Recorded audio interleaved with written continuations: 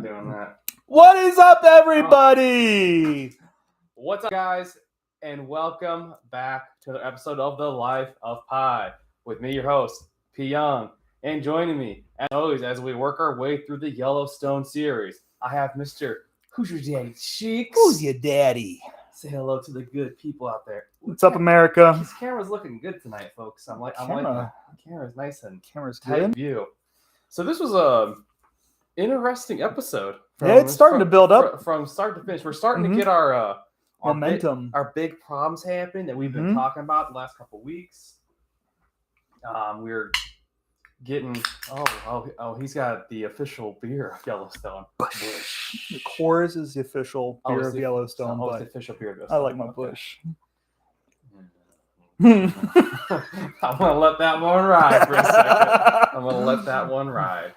So, but yeah, this was a good episode. Again, Kelly Riley is absolutely phenomenal as her role as Beth. Never a dull moment with Beth, which I love. Nope. Everyone has met this woman in their life at some point. Never a dull moment. Yep.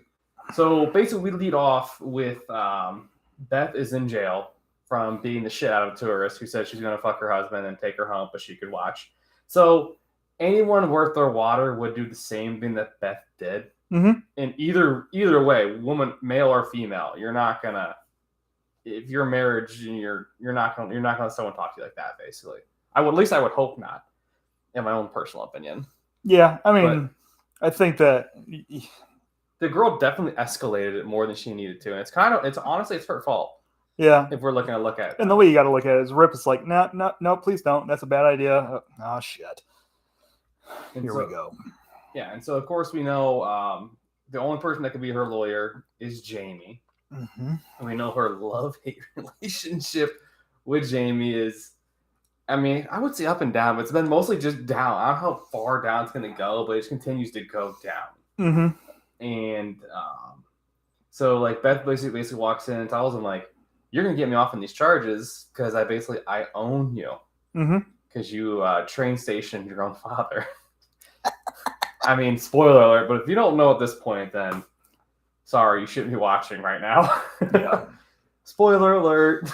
He got killed last season. You got to say spoiler alert before the spoil. It's whatever. It's my show. We do. Yeah, whatever. We're talking to the good people of America. Whatever you do. Whatever you want. I forgot to have the comments section. Yeah, whatever. Shit happens.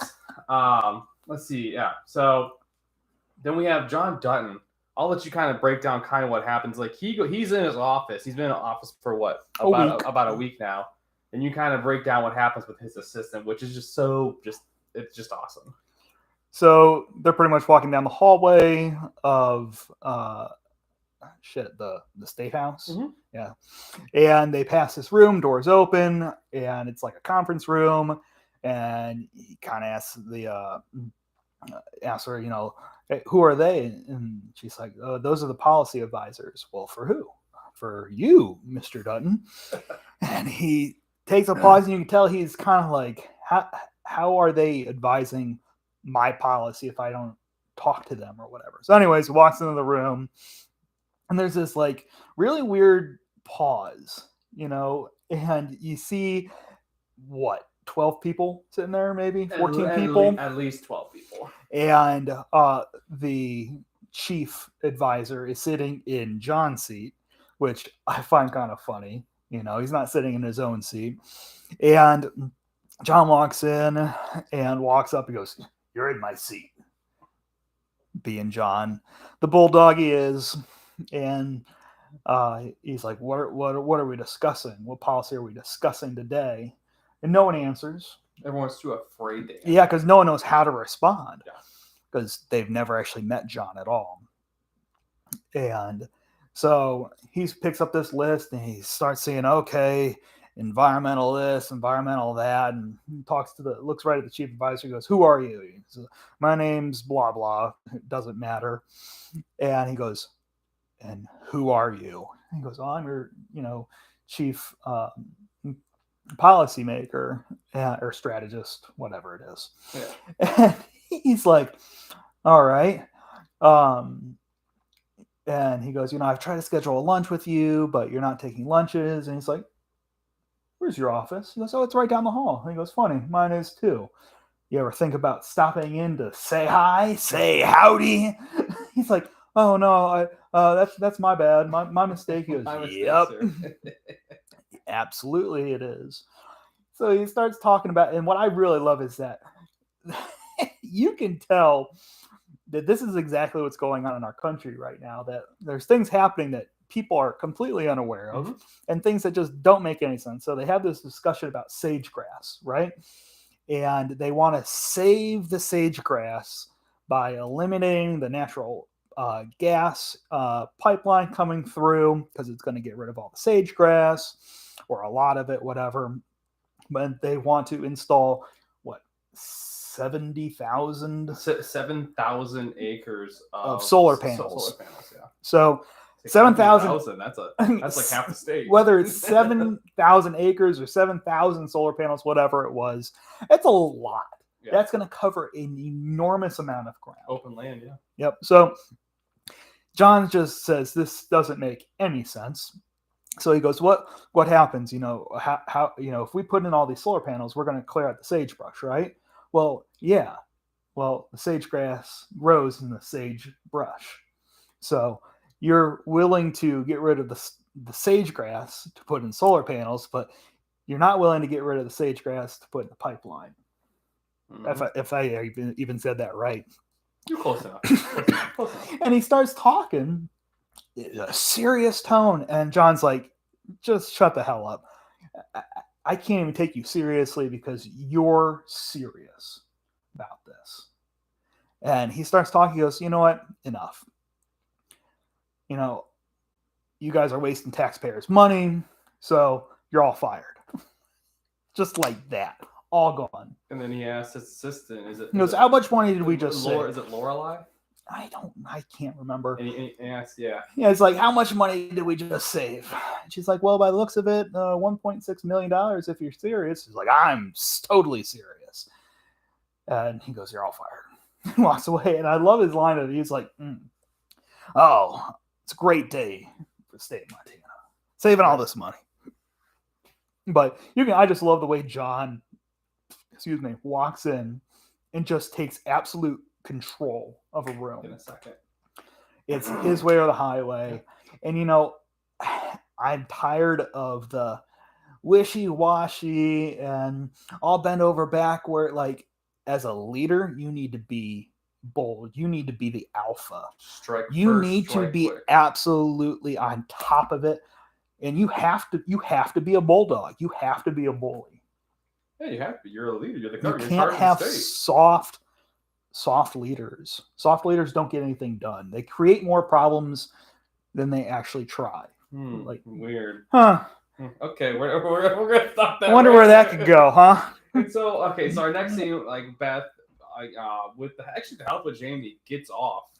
All the charges drop because basically he tells the lady who's pressing charges, well, you can press the charges too. Yeah, it's funny because they go into the California chick, whatever, comes in, and sits down with Jamie and the county DA or detective or whoever. I think it was county DA, and he's like, you want to press charges? He goes, hell yeah, I want to press charges. And then Jamie kind of lays it out, says, okay, well, you're pressing charges. You open up yourself to prosecution because there's no self-defense in a bar fight. So are you sure you want to open this up, this whole can of worms? And she's just pissed because she knows that she could get criminally charged with assault because, she was the one who actually instigated the entire fight. And and I love when he said that you don't have to be physical for assault. There's verbal assault and instigating in a sense. And he basically tells her, if you go into prosecution, you're not a resident of the state of Montana because you'll be held without bail and you won't be going anywhere. Yeah, you're a flight risk. Yeah, so you'll be held here until your trial's out, which could be months. Which means you're not going to make any money or there's your job, home, whatever. Yep. So Jamie pretty much bullies her into not pressing charges. Beth gets off with Criminal misdemeanor. Misconduct. Yeah, criminal misconduct. But I love what she says. She goes, I can't wait to get away from you fucking hillbillies. And he goes, the feeling's mutual. Mm-hmm. And she was like, you gotta stay. He goes, and he basically says, like, we're waiting. Like, get out. Let's go. Like, go back to Cali. Like, Can we I don't leave? want you here. Please. Please do. And then, of course, we flip over to our real depressing scene in the movie. You have the funeral procession with Monica and Casey. And oh my god, I wrote the kid's name down too. Tate. There it is. I'm so bad with names. There's so many characters. But you guys know who I'm talking about, so it's okay. Luke Grimes. I know his real person name. So the funeral procession over to the ranch. You have the Indian burial, which is kind of cool. You see the whole ceremony and everything. So I mean, that's pretty. It's almost an emotional scene in a sense. Yeah, and before the entire funeral procession gets there, you see Mo and a couple of the other Indians on the ranch digging the grave. Mm-hmm. And what I found interesting was that you kind of got to see a more civilized version, like a more everyday version of Mo, right? And blue jeans, hoodie, and every time you see Mo, it's not like he's in a suit, but he's more dressed up, he's more formal. Yeah. You got to see the more relaxed side of Mo. And I like the interaction that he and Rip had together.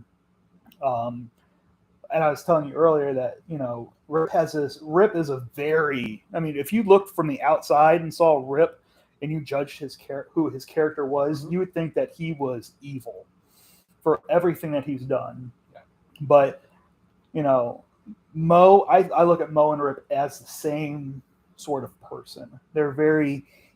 just different sides of the track. Yeah, they're very even-keeled, will do anything to protect the family, the friends, whatever it is. But I like how he was like, hey, I see that horse, we'll bury the horse. And Rips asks, can I ask, why you bury it? He goes, you can ask, but I won't tell. And they both smiled, like said, we literally stopped and paused the episode. We're talking about there's that mutual respect. Like they're both warriors in a sense, if you want to go that route. But they're both respect each other because they know what each other has. When it's time to take care of business. My words are getting jumbled up here, but it's the mutual respect because they know each other's responsibilities and they respect what the other one does because they're both courteous of each other's just places in the world, I guess is the best way to put it. Oh, and then the big scene, one of the big scenes. Jamie has to drive Beth back to the ranch. Yeah, so Beth gets released. Yeah, Beth Jamie picks her up. She basically pretty much, yeah. Jamie gets Beth out. They both walk out of the jail or out of the wherever jail. And Beth's like, I need a ride. I don't have time. I need a ride. Anyways, ends up giving her a ride. I'll let you explain it. So gives her a ride, and then they're probably a mile down the road. I'm just assuming a mile down the road because Jamie and Beth can't be in a car for more than 2 seconds without trying to rip each other's throats out. And so Beth turns around and sees a baby seat. And honestly, I forgot about this part. Excuse me, something in my eye. I forgot about this from last season. I forgot that Jamie knocked up his campaign manager and had a kid with her. Completely forgot about that because it was a year ago. Yep. And so Beth sees he has a kid and finds out he has a son.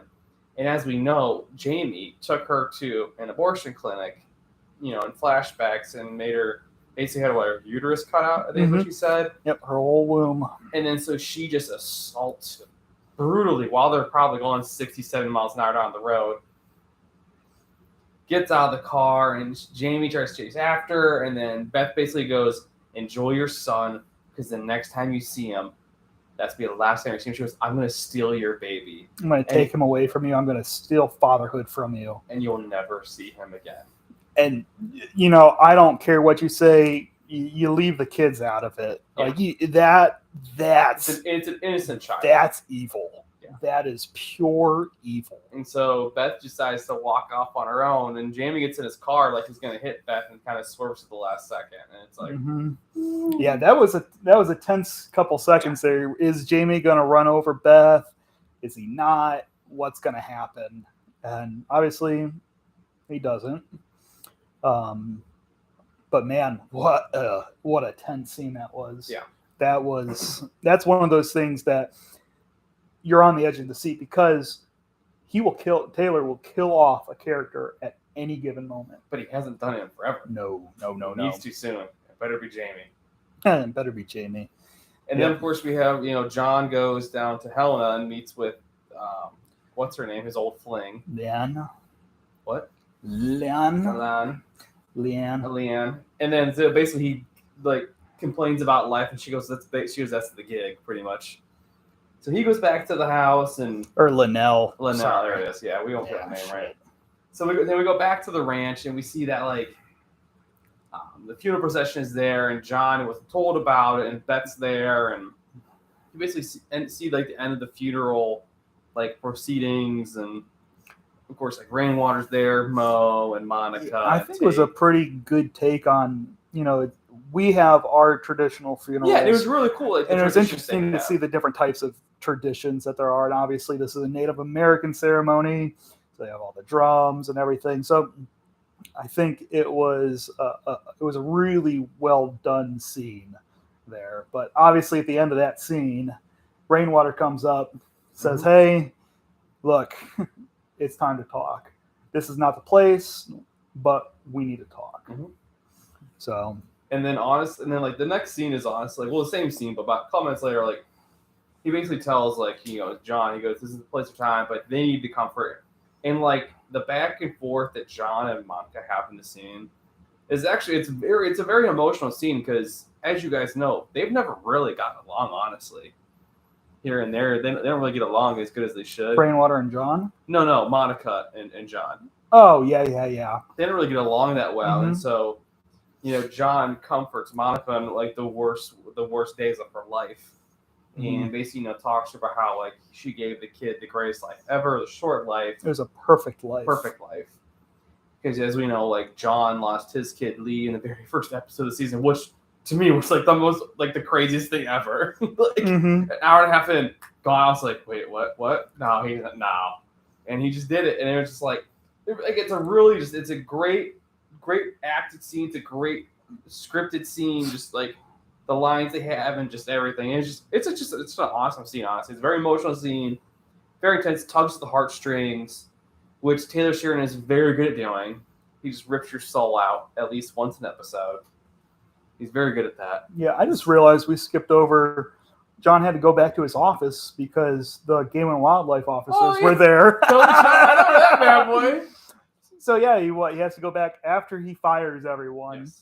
He has to go back into his office, and the Game and Wildlife officers are there. Shows him the map of all the wolf GPS tracking. I haven't got on my notes here. I just skip right over. Yeah, whatever. And they kind of explain to John the whole situation, that there was a kill here, and then the wolves hop into the river and swim 5 miles downstream. He's like, yeah, they don't swim. They're like, no, they don't swim at all. We found a collar. And John instantly says, "You think my cowboys killed these wolves?" "Yes, we think the cowboys killed the wolves." Gets on the phone, calls Rip. "Hey, we have any issues with wolves?" "No, sir. Game and Wildlife was here earlier asking about it." "All right, cool. There's your answer." And I think it's interesting that the Game and Wildlife officers said that they don't track the GPS. It's an entire environmentalist group that does this, but they have the same exact information and data, and they're going to come to the same exact conclusion. You don't want to go toe to toe with these guys. I understand that. If they're going after cattle, you got to do what you got to do. This is what we think, that they shot them from afar, didn't realize they were collared, tried to hide everything, but NGO is going to think the same exact thing. So, obviously, this is one of those little side stories that I think can go anyway. And it's going to blow up because of what happens. And basically, so our next episode, we have the whole bunkhouse basically goes out and takes out kids to basically wrangle up cattle, brand them, give them shots, show them how to rope, basically to carry on. They go help. They don't. Yeah, they go help a neighboring ranch. Oh, okay. With all their new birthed calves They get them all medicated, all branded, and all that. And the kids are there to learn how to. Yeah, as well. basically passing on Mm-hmm. generational thing, which is a cool thing to kind of see. And you see all the cars stopping Yep. in the middle of the highway because they're like, where are you going to go? Yeah. The herd's a lot bigger and stronger than you. Yeah. If you hit one of those cattle, chances are you're going to get shot by one of the cowboys. It's aggressive. I mean, that's just saying with this show, you never know. Mm-hmm. And so John needs an environmentalist. He needs to hire one. So who do we get? The crazy cuckoo bird from last season. Mm-hmm. So he bails her out and starts banging her. And she's like, what are you doing, John? Yep. You're better than this. Well, and it was funny because in that meeting with Linnell, she pretty much says, look, you have the ability to pardon anyone you want. And he gets that idea of, I need an environmentalist. Mm-hmm. I need someone who thinks like them, who can explain it, the way they think, the way they operate. Who do I know? Her. Yeah. Pardons her, gets her out. I'm not going to sleep with you. Don't worry, it'll be professional. Which is every time someone says that in a TV show, they end up sleeping with each other. It's just come on. Yep. Again. And then, of course, Jamie has his meeting with Sarah, the battle axe, and then they end up getting drunk and hooking up in the bathroom, which Beth sees. And I love that Beth is there to watch this because she's going to hold his feet to the coal over this, and she's going to call his ass on it. Mm-hmm. And so, at some point, she's going to tell John Dunn. She's going to tell her dad. Mm-hmm. At some point, she's going to use this to twist the knife a little bit more on Jamie. Mm-hmm. And so while they're in the shower getting it on, she takes a picture of this lady's ID. And so she's up at night, can't sleep. So she goes to Google this person and finds out her last name and her ID is false. So then she's trying to Google her and find out who this person is, what she's all about, why she's around. And of course, she runs into the environmentalist banging John, and they have a little kitty cat fight, mouthing off back and forth, just girl stuff, I guess. Yeah, but catty stuff. Guys don't do that shit. No, I mean, if you do, you can get a life, but. And then, of course, we have the symbolism to end the episode with the wildfire. Yep, Beth sits out on the front porch because she can't start the day sober. So she grabs her old bottle of liquor, goes out, pours I think it's almost a whole glass, it looked like. Oh, probably. No one heard. But takes a sip, looks out. And I was telling Matt, like, maybe I'm looking into too much, but to me, that's the symbolism of just like wildfire starting all across the family front. Mm-hmm. You have Jamie banging the enemy. The environmentalist is in the house. The whole market with John equities in his bed. You have the wolf thing happening. What else is going on? There's something else happening. Market equities. I mean, Casey just stepped down as the livestock commissioner. So there's all these things happening. So I don't know if that was meant to be like a metaphor or a symbolism or whatever for what was happening. But to me, that's how I took it. Like the little wildfire, it's burning slowly in the distance. Mm-hmm. So you see these in the next couple episodes. To me, it's, I guess, symbolism, metaphor, kind of the same freaking thing in a sense. Mm-hmm. And then you can see like almost these like things starting small in the distance, and all of a sudden they come at you real quick and hot and fast. And I don't know what Taylor Sheridan's going to do with it, because at some point the ranch is going to be threatened by this wildfire. That's the only reason you would have the ranch is already threatened. There's a wildfire on the ranch. Oh, is that part of their land back there? Yeah. So there's that. But yeah, it's going to be interesting what happens. I still think Jamie takes a bullet in the back of his skull by the end of the season by Beth. I think this wildfire is going to not just be just a fire. It's going to stir up some old issues. I think the wolf thing is going to come into play. I think Jamie gets shot and his body's burned to ashes in the fire. I'm serious. I'm telling you. Tell me what a great cover that'd be. He'd be unrecognizable. Pull all of his teeth. You'd never be able to recognize. Pull all of his teeth. Yeah, put him in the fire. Pull his teeth. You get real graphic with it. Tell me, Rip and Beth. Tell me, Rip wouldn't do that for Beth. He wouldn't a heartbeat. Rip's a protector. Yeah, exactly. He would do that. Mm-hmm. I can see that happening, but I still want the train station thing to happen now. Like Rip's rolling up, Beth's getting ready. Beth's got a gun. Jamie knows it's over with. I think Jamie's going down this season. I think Jamie's going down. I think he's going downtown Charlie Brown. I think see you later, bye. I think that's what it is. And I think Rip's going to have to cover up to John Dutton what happened to Jamie. Okay. And then I think in season 6, John Dutton's going to find out what actually happened to Jamie. And then season 6, the last of the seasons. Yeah. You think? I think so. You don't want it, to me, this is a great show. So you don't want it to go too far, because then you're going to start to repeat yourself, and you're going to have dumb stuff happening. Like, just keep it a tight, like, there's a lot of shows that are 5, 6 seasons that are really good. You don't want to go too far, do too much. I don't know, that's just me. Like, some TV shows, they go too long and it ruins the greatness of the show. Yellowstone's a great show. I can see season 6 being the final season. I don't know. Obviously, I'm not the show writer, the creator, whatever. Mm-hmm. But if you do too much, and then people kind of get burnt out on it, in a sense, like, oh, okay, Beth's mad again about something Rip did or one of the Cowboys did, and you're like season 10, people don't care anymore. I mean, I'm just saying, like, I think Jimmy's going to come back. Who? Jimmy. I feel like we're going to see. Back. I hope he comes back. I think he's going to come back. He's going to come back in the very last episode. Perfect time. What if he's driving by and Jamie's getting capped by Beth? Oh my God, dude. I'm on this kick, dude. I'm on this kick. No, I hope we get to see Jimmy. And I really do want him to stay down at the 4-6s, because I love the storyline that you could make down there with him. Mm-hmm. But I hope that he comes back at the moment you're like, it's hopeless. Something has to happen. What is it going to be? And I hope it's Jimmy. And all of a sudden, Tyler Shearer rolls in with Jamie. Oh, Travis. God. That's why I keep getting the Travis name from. Yeah. With Ryan. Okay. That makes sense now. Yep. So I'm excited for next Sunday.